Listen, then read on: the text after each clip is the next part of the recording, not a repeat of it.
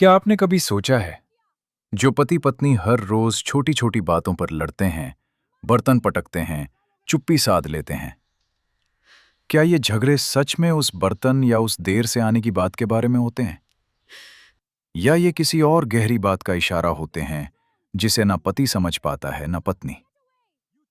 आज की ये कथा कैलाश से शुरू होती है, जहां स्वयं आदि दंपति शिव और पार्वती इसी विषय पर संवाद करते हैं।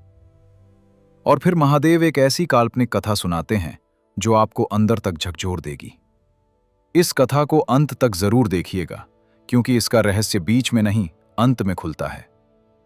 चलिए चलते हैं कैलाश। संध्या का समय है।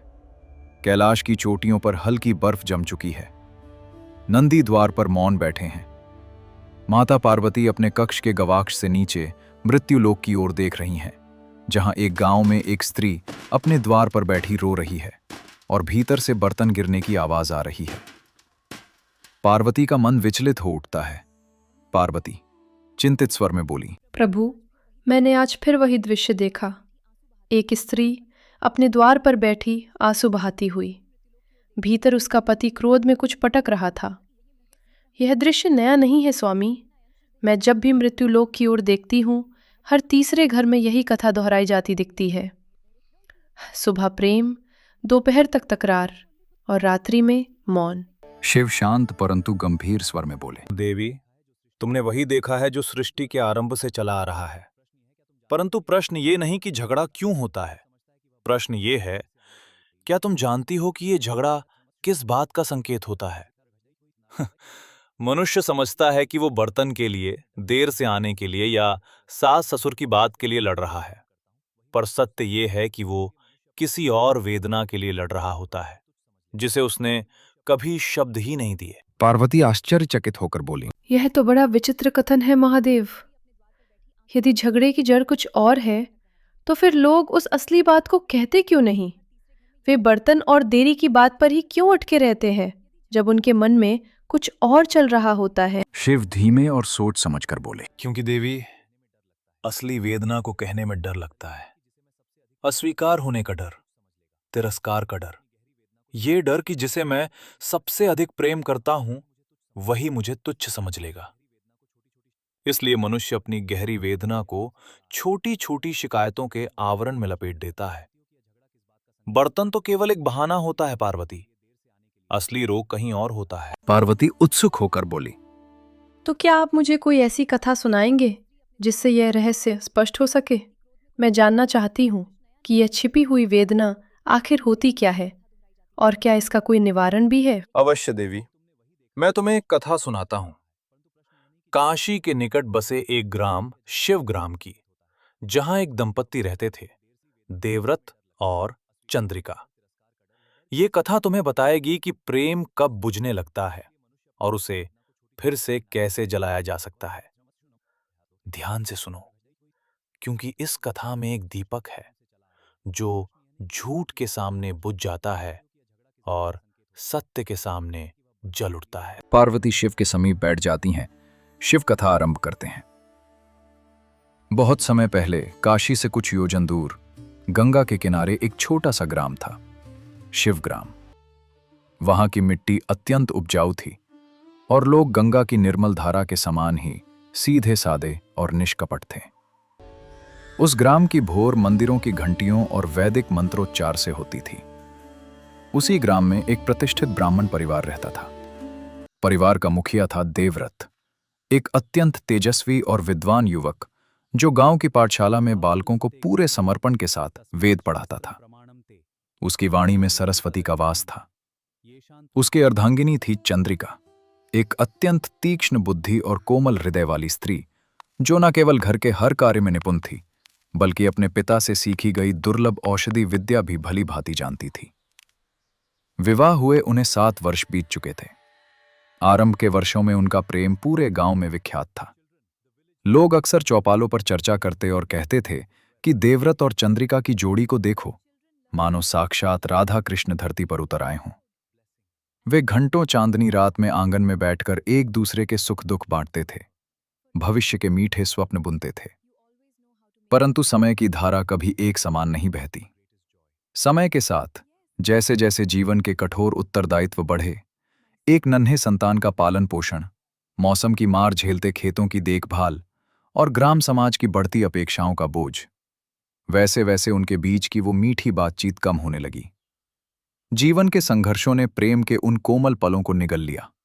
संवाद की जगह विवाद ने ले ली और धीरे धीरे उनके बीच अनकही शिकायतों की एक अदृश्य और मजबूत दीवार खड़ी होने लगी।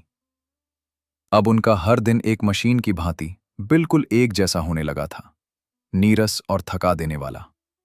सुबह पौ फटने से पहले होती, देवव्रत जल्दी जल्दी स्नान ध्यान कर पाठशाला जाता और चंद्रिका घर के अंतहीन कामों के जंजाल में उलझ जाती। संध्या होते होते दोनों शारीरिक और मानसिक रूप से पूरी तरह टूट चुके होते और फिर बिना किसी विशेष या बड़े कारण के दोनों के बीच कोई ना कोई चुभने वाली बात उठ खड़ी होती। उनका घर, जो कभी हंसी ठिठोली से गूंजता था, अब गहरी खामोशी या तीखे व्यंग्यों का अखाड़ा बन गया था। उस दिन की एक संध्या का दृश्य देखिए। सूरज ढल चुका था और आसमान में स्याह अंधेरा छाने लगा था। देवव्रत भारी कदमों से घर लौटा।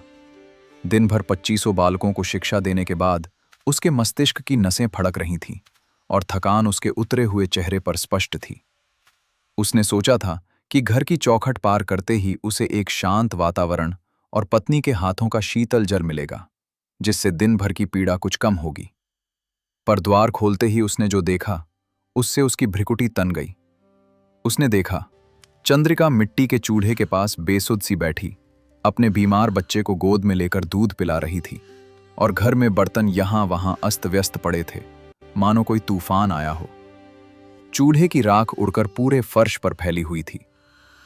देवव्रत अपनी थकान और मानसिक तनाव पर काबू न रख सका। उसके भीतर का दबा हुआ क्रोध फूट पड़ा। देवव्रत चिढ़कर अपनी आवाज को ऊंचा करते हुए और अत्यंत थके स्वर में बोला, आज फिर घर ऐसा क्यों बिखरा पड़ा है चंद्रिका? क्या इस घर में कभी कोई चीज अपनी जगह पर मिलेगी? मैं दिन भर पाठशाला में बालकों को पढ़ाकर चीख चीख कर आधा प्राण होकर घर आता हूं, केवल यह सोचकर कि यहां आकर कुछ शांति मिलेगी, और यहां आकर भी वही अव्यवस्था। क्या दिन भर तुम यही करती रहती हो? बस इसी तरह बैठी रहती हो? क्या घर को संवारना तुम्हारा कर्तव्य नहीं है? ये सुनकर चंद्रिका के भीतर जैसे बरसों का दर्द उबल पड़ा। उसके माथे पर पसीने की बूंदें थीं और आंखों में रात भर जागने की लालिमा।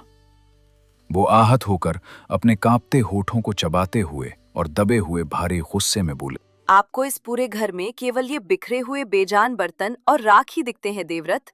आपको ये नहीं दिखता कि मैंने आज अकेले इस घर में क्या क्या झेला है? ये नहीं दिखता कि मैंने आज 3 बार आपके इस बालक को तेज ज्वर में रोते हुए संभाला है, चिलचिलाती धूप में जाकर आंगन की उस बीमार गाय को चारा दिया है और पड़ोसन की बीमार माता के लिए जंगल से जड़ी बूटियां लाकर औषधि भी बनाई है। मैं सारा दिन पत्थर की मूर्ति की तरह यहाँ बैठी नहीं रहती स्वामी। मेरे भी हाथ पैर टूटते हैं, मेरी भी सांस फूलती है, पर आपको तो बस अपनी थकान का मोल पता है। आपको तो बस यही दिखता है कि घर बाहर से कैसा दिख रहा है। ये कभी नहीं दिखता कि उस घर के भीतर जल रही मैं अंदर से कैसी हूँ। चंद्रिका के इन तीखे लेकिन सत्य से भरे बाणों को सुनकर देवव्रत अवाक रह गया। देवव्रत कुछ क्षण वहीं जड़ होकर चुप रहा। उसे समझ नहीं आया कि वो क्या उत्तर दे, क्योंकि सच्चाई दोनों की अपनी अपनी जगह पर भारी थी। फिर बिना उत्तर दिए एक गहरी और भारी सांस छोड़कर वो बाहर अंधेरे आंगन में चला गया। ये उनका प्रतिदिन का ढंग बन चुका था। एक शब्द बढ़ता, दूसरा जुड़ता और फिर एक घुटन भरा मौन आ जाता, जो शब्दों से भी अधिक शोर करता था। न देवव्रत ये समझ पाता कि उसकी थकान के पीछे असल में क्या छिपा है, न चंद्रिका ये समझ पाती कि उसकी चिड़चिड़ाहट के पीछे कौन सी वेदना बोल रही है। एक रात्रि जब देवव्रत और चंद्रिका के बीच फिर वही तकरार चल रही थी, इस बार बात ये थी कि चंद्रिका ने देवव्रत की माता की तुलना अपनी माता से करती थी और देवव्रत ने उसे कृतघ्न कह दिया था। ठीक उसी समय द्वार पर एक वृद्ध साधु ने आवाज दी, कृतघ्न। देवव्रत के मुख से निकला ये एक शब्द चंद्रिका के हृदय में किसी तीखे बाण की तरह उतर गया था। घर की दीवारें उनके क्रोध और आहत भावनाओं की मूक गवाह बन रही थीं। सन्नाटे में केवल चंद्रिका की दबी हुई सिसकियों और देवव्रत की भारी उखरी हुई सांसों का शोर था। बाहर एक घना स्याह अंधकार पसरा था, ठीक वैसा ही अंधकार जैसा इस समय उन दोनों के वैवाहिक जीवन को घेरने लगा था। और इसी असहज कर देने वाली शांति के बीच द्वार के पार से आती एक अत्यंत अलौकिक और गंभीर ध्वनि गूंजी। साधु ने ऊंचे और शांत स्वर में पुकारा, भिक्षाम देही। क्या इस घर में किसी यात्री के लिए भोजन का एक कण है? वो आवाज इतनी रहस्यमयी और सम्मोहक थी कि क्षण भर के लिए देवव्रत और चंद्रिका अपना सारा विवाद भूल गए। चंद्रिका ने अपने आंसू पोंछे और भारी कदमों से जाकर द्वार खोला। सामने का दृश्य अद्भुत था। बाहर रात का गहरा कोहरा और अंधकार था, परंतु साधु की आंखों में एक अद्भुत तेज था, मानो वे भीतर तक झांक रही हों। उनके मुखमंडल पर एक ऐसा शांत प्रकाश था जो किसी भी क्रोध की अग्नि को बुझा दे। साधु ने भीतर का दृश्य देखा। देवव्रत क्रोध में तमतमाया हुआ खड़ा था। उसकी मुट्ठियां अहंकार में भींची हुई थीं और चंद्रिका की आंखों में दर्द और लाचारी के आंसू थे। घर का पूरा वातावरण नकारात्मक ऊर्जा से खदबदा रहा था। साधु ने गंभीर और जिज्ञासु स्वर में पूछा, मैं देखता हूं इस घर में आज फिर वही युद्ध चल रहा है जो न जाने कब से चल रहा है। शब्दों के बाण चल रहे हैं और दोनों ही पक्ष स्वयं को घायल कर रहे हैं। बताओ मुझे, ये झगड़ा किस विषय पर है? देवव्रत का अहंकार अभी भी फन काढ़े हुए था। वो आगे बढ़ा और अपनी पत्नी की ओर उंगली उठाते हुए गुस्से में बोल, महाराज, ये मेरी पत्नी है जो मेरी माता का अपमान करती है और स्वयं को सदा सही मानती है। ये मेरे परिवार के त्याग को नहीं समझती। इसे लगता है कि केवल इसकी माता ही श्रेष्ठ है। ये एक कृतज्ञ स्त्री है। ये कठोर इल्जाम सुनकर चंद्रिका पूरी तरह टूट गई। वो सिसकते और कांपते हुए बोली, महाराज, ये मेरे पति हैं, जिन्हें केवल अपनी थकान और अपनी पीड़ा दिखती है। मेरा दिन रात का खामोश परिश्रम कभी नहीं दिखता। मैं कृतज्ञ नहीं हूं महाराज। मैं किसी का अपमान नहीं कर रही थी। मैं तो केवल ये चाहती हूँ कि कोई इस घर में मुझसे ये पूछे कि मेरा दिन कैसा बीता। क्या मेरे त्याग और मेरी भावनाओं का इस घर में कोई मोल नहीं? साधु मुस्कुराते हुए बोले, मानो उन्होंने कोई गूढ़ रहस्य पकड़ लिया हो। देखो, तुम दोनों माता की बात पर लड़ रहे हो, पर असली विवाद माता का नहीं है। ये विवाद है, क्या मुझे इस घर में देखा जाता है या नहीं। तुम दोनों एक ही प्रश्न पूछ रहे हो, अलग अलग शब्दों में, परंतु तुम दोनों एक दूसरे की भाषा नहीं समझ पा रहे। साधु ने एक गहरी सांस ली और करुणा से दोनों को देखते हुए आगे कहा, पुत्र, तुम्हारा क्रोध असल में यह चीख कर पूछ रहा है कि क्या मेरी पत्नी मेरे परिवार को अपना मानती है या मैं उसके लिए महत्वहीन हूं। और पुत्री, तुम्हारे आंसू ये सवाल कर रहे हैं कि क्या मेरे पति मेरी परवाह करते हैं या मैं केवल इस घर का एक साधन मात्र हूं। तुम दोनों प्रेम और मान्यता के भूखे हो, परंतु अहंकार के वशीभूत होकर एक दूसरे को केवल कांटे चुभा रहे हो। देवव्रत उलझन में बोला, महाराज, आप कैसी बातें कर रहे हैं? हम तो माता के विषय में बात कर रहे थे। हमारे बीच प्रेम या सम्मान की ये गूढ़ बात कहां से आ गई? उस कमरे के वातावरण में अचानक एक रहस्यमयी सी शांति छा गई। साधु ने अपनी झोली में हाथ डाला। साधु ने अपनी झोली से एक छोटा मिट्टी का दीपक निकालते हुए कहा, पुत्र, मैं तुम्हें एक वस्तु देता हूं। ये एक मिट्टी का दीपक है, परंतु ये साधारण नहीं। इसकी बाती सत्य के तेल से भीगी है। जब तुम दोनों में से कोई भी अपने हृदय की असली बात छिपाकर क्रोध या शिकायत के आवरण में बोलेगा, ये दीपक धीमा पड़ जाएगा। और जिस दिन तुम दोनों अपने हृदय की सच्ची वेदना एक दूसरे से बिना दोष दिए कह सकोगे, ये दीपक पूर्ण तेज से जल उठेगा। जब तक ये दीपक तेज से नहीं जलता, तुम्हारे झगड़े यूं ही चलते रहेंगे, नए नए बहानों के साथ। साधु के हाथों में वो छोटा सा दीपक एक दिव्य कलाकृति सा प्रतीत हो रहा था। चंद्रिका असमंजस में बोली, परंतु महाराज, ये हम कैसे जानेंगे कि हमारे हृदय की असली बात क्या है? हमें तो लगता है कि हम जो कह रहे हैं वही सत्य है। क्या हमारी पीड़ा झूठी है? साधु ने करुणा भरे स्वर में कहा, यही तो मनुष्य का सबसे बड़ा भ्रम है पुत्री। वो अपनी वेदना को क्रोध समझ बैठता है और अपने डर को अहंकार का रूप दे देता है। जाओ, इस दीपक को अपने कक्ष में रखो और प्रतिदिन इसकी लौ को देखना। ये तुम्हें वो दर्पण दिखाएगा जो तुम स्वयं अपने भीतर नहीं देख पाते। ये दीपक तुम्हें बताएगा कि तुम एक दूसरे से लड़ रहे हो या अपनी ही अनकही भावनाओं से। इतना कहकर साधु अदृश्य हो गए। देवव्रत और चंद्रिका दोनों स्तब्ध खड़े रहे, हाथ में वो दीपक लिए जो हल्की सी लौ के साथ टिमटिमा रहा था। अगले कुछ सप्ताह देवव्रत और चंद्रिका ने उस रहस्यमयी दीपक को अपने कक्ष में एक एकांत कोने में रख दिया। आरंभ में दोनों ने अपने अहंकार के वशीभूत होकर उसकी कोई परवाह नहीं की।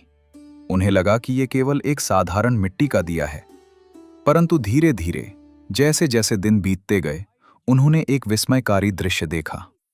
जब भी उनके बीच कोई तकरार होती, कटु शब्द निकलते या ताने मारे जाते, उस दीपक की लौ अकारण ही मध्यम पड़ जाती और कभी कभी तो वो बुझने के कगार पर पहुंचकर कांपने लगती, मानो उनके कड़वे शब्दों का विष पी रही हो।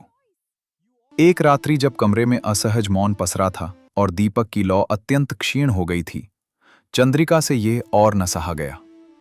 उसने साहस करके अपने अभिमान को किनारे रखकर पहली बार अपने हृदय की बात कही, बिना किसी आरोप या शिकायत के आवरण में।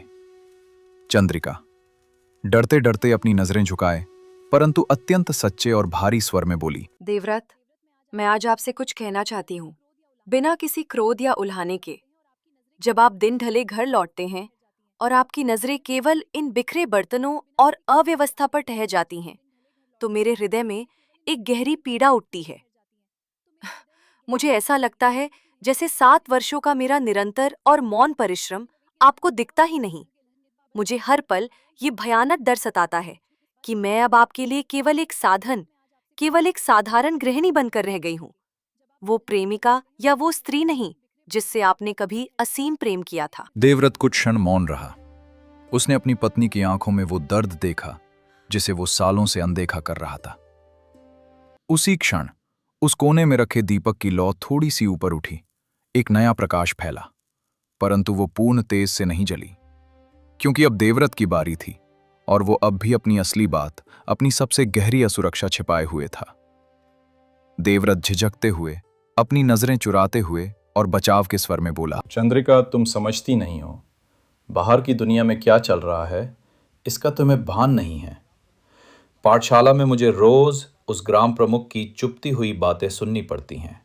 वह बार बार मुझे अपमानित करते हुए कहता है कि मेरी शिक्षा पद्धति बहुत पुरानी हो गई है, कि नए युवा आचार्य मुझसे कहीं बेहतर पढ़ाते हैं।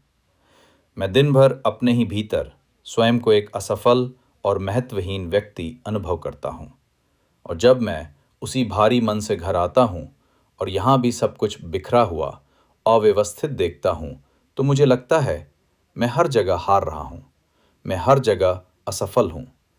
न मैं पाठशाला में अपना सम्मान बचा पा रहा हूँ, न अपने ही घर को संभाल पा रहा हूँ। ये पहली बार था जब देवव्रत एक कठोर पुरुष के आवरण से बाहर आकर अपनी असुरक्षा और भय को शब्द दे पाया था। दीपक की लौ इस बार तनिक और ऊंची उठी। उसकी चमक में एक सुकून था, परंतु अभी भी कुछ पुराना, बहुत गहरा दर्द बचा हुआ था, जो दोनों में से किसी ने अब तक नहीं छुआ था। सप्ताह बीतते गए। उस दीपक की लौ उनके वैवाहिक जीवन का दर्पण बन गई। कभी जब वे थोड़ा खुलते तो लौ ऊंची होती और कभी अहंकार लौटता तो नीची गिर जाती। एक संध्या विवाद फिर गहरा हुआ। इस बार बात ये उठी कि चंद्रिका के मायके से उसकी माता का कोई संदेशा आया था और देवव्रत को अपने भीतर की किसी कुंठा के कारण ये अच्छा नहीं लगा। देवव्रत अपना आपा खोते हुए अत्यंत तंज भरे और चुभते हुए स्वर में बोला, तुम्हारा मन तो जैसे इस घर में लगता ही नहीं, सदा अपने मायके की स्मृतियों में ही रमा रहता है। 7 वर्ष बीत गए, परंतु कभी तुम्हारे व्यवहार से ऐसा लगता ही नहीं कि तुमने इस घर को, इस परिवार को कभी अपना माना है। ये आक्षेप चंद्रिका के लिए असहनीय था। उसके सब्र का बांध टूट गया। वो फूट फूट कर रोते हुए, एक टूटे हुए और दर्द से भरे स्वर में बोली, ऐसा मत कहिए देवव्रत, ऐसा कहकर मेरे अस्तित्व को मत मिटाइए। जिस दिन मैं 16 श्रृंगार करके इस घर में आई थी, उसी दिन से मैंने अपनी माँ का आंचल हमेशा के लिए छोड़ दिया था और इस घर की चौखट को ही अपना सर्वस्व मान लिया था। परंतु आपने कभी एक क्षण के लिए भी ये नहीं पूछा कि इन 7 वर्षों में मैंने कितनी रातें अकेले रोकर बिताई हैं, जब आप अपने ग्रंथों और शास्त्रार्थ में व्यस्त रहते थे। मुझे लगता है आपके लिए केवल घर की व्यवस्था, चूल्हे की आग और भोजन की समयबद्धता ही मेरी पहचान बन गई है। मेरे भीतर एक जीती जागती स्त्री भी है, जिसे अपने पति से बातें करने का, सुने जाने का और समझे जाने का मन करता है। पर वो स्त्री तो जैसे कब की इस घर की मोटी दीवारों में घुटकर खो गई है। ये सुनकर देवव्रत का हृदय कांप उठा। उसने पहली बार अपनी पत्नी की आत्मा का वो घाव देखा जो उसके द्वारा ही दिया गया था। उसी क्षण उस कोने में रखे दीपक की लौ अचानक बहुत ऊंची उठी, जैसे उसे उसका सत्य मिल गया हो। पूरा कक्ष एक दिव्य और उज्जवल प्रकाश से भर उठा। परंतु फिर जैसे ही देवव्रत ने उस वेदना का उत्तर देने में देर की, उसका अहंकार फिर आड़े आया और लौ फिर धीमी पड़ गई। सत्य सामने आ चुका था, परंतु स्वीकार अभी शेष था। शीत ऋतु का समय आया। ग्राम में एक भीषण ज्वर की महामारी फैली। चंद्रिका, जो स्वयं औषधि विद्या जानती थी, दिन रात गांव के रोगियों की सेवा में लगी रही। परंतु एक रात्रि सेवा करते करते वो स्वयं उसी ज्वर की चपेट में आ गई। देवव्रत जब पाठशाला से लौटा तो उसने चंद्रिका को तेज ज्वर में तड़पते देखा। उसका शरीर जल रहा था, होंठ सूख रहे थे। देवव्रत का हृदय दहल गया। देवव्रत ने रात भर चंद्रिका के सिरहाने बैठकर उसकी सेवा की। उसने वैद्य को बुलाया, स्वयं औषधि पिलाई, माथे पर शीतल जल की पट्टियां रखीं। और उस रात्रि जब चंद्रिका बेसुध पड़ी थी, देवव्रत ने उस दीपक की ओर देखा जो अब बुझने के कगार पर था। बिल्कुल वैसे ही जैसे उसका भय था कि चंद्रिका का जीवन भी बुझ न जाए। देवव्रत ने रोते हुए, टूटे हुए स्वर में स्वयं से कहा, मैंने कभी नहीं सोचा था कि मैं इतना डर सकता हूँ। चंद्रिका, यदि तुम्हें कुछ हो गया तो मैं स्वयं को कभी क्षमा नहीं कर पाऊंगा। मैंने 7 वर्षों में तुमसे कभी यह नहीं कहा कि तुम्हारे बिना मेरा घर घर नहीं लगता। मैंने तुम्हारी थकान कभी नहीं देखी, केवल अपनी थकान देखता रहा। मैंने तुम्हें एक व्यवस्था समझा, जबकि तुम मेरी सबसे बड़ी शक्ति हो। रात्रि के तीसरे प्रहर चंद्रिका की आंखें हल्की सी खुली। ज्वर उतरने लगा था। उसने देवव्रत को अपने सिरहाने बैठा देखा, आंखों में आंसू लिए। चंद्रिका क्षीण कोमल स्वर में बोली, देवव्रत, आप यहाँ हैं? देवव्रत भावुक होकर आंसुओं के साथ बोला, मैं यहीं हूँ चंद्रिका, और अब से सदा यहीं रहूंगा। मैंने आज समझा कि मैं जिन बातों पर तुमसे रोज झगड़ता था, वे सब इतनी छोटी थीं।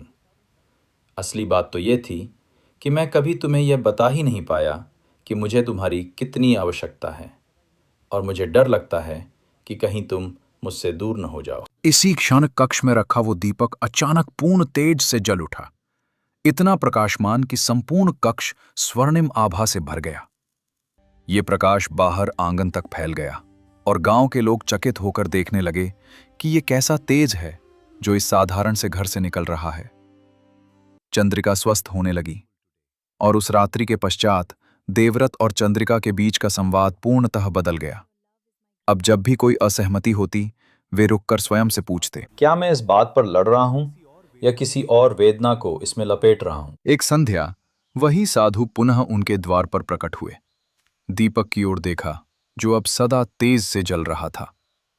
साधु संतोष भरे स्वर में बोले, मैं देखता हूं तुम दोनों ने वो भाषा सीख ली जिसे अधिकांश दंपत्ति जीवन भर नहीं सीख पाते। चंद्रिका श्रद्धा और विनम्रता से बोली, महाराज, हमने समझा कि हमारे झगड़े कभी बर्तन या माता या मायके के विषय में नहीं थे। वे तो केवल इस बात के संकेत थे कि हम एक दूसरे से ये कहना भूल गए थे, मुझे तुम्हारी आवश्यकता है, मुझे डर लगता है, मुझे देखा जाना चाहिए। देवव्रत गहरे भाव से बोला, और महाराज, हमने यह भी सीखा कि क्रोध वास्तव में एक आवरण होता है, जिसके नीचे या तो भय होता है, या उपेक्षा का दुख, या यह आशंका कि हमारा प्रेम कहीं फीका न पड़ जाए। जिस दिन हमने यह आवरण हटाकर एक दूसरे को असली वेदना दिखाई, उसी दिन झगड़ा झगड़ा नहीं रहा, वह एक दूसरे को समझने का द्वार बन गया। साधु मुस्कुराते हुए बोले, यही तो जीवन का सबसे बड़ा रहस्य है। विवाह में शांति इसलिए नहीं आती कि झगड़े रुक जाएं, बल्कि इसलिए आती है कि झगड़ों के भीतर छिपी सच्चाई को दोनों साथी पहचानने लगे। इतना कहकर साधु ने आशीर्वाद दिया और अदृश्य हो गए। देवव्रत और चंद्रिका ने वो दीपक जीवन भर संभाल कर रखा और आगे के वर्षों में जब भी उनके बीच कोई मतभेद आता, वे उस दीपक की स्मृति से स्वयं को याद दिलाते, असली बात कहो, बहाना मत गढ़ो। कथा समाप्त होते होते कैलाश पर संध्या गहरा गई है। पार्वती की आंखों में एक नई समझ की चमक है।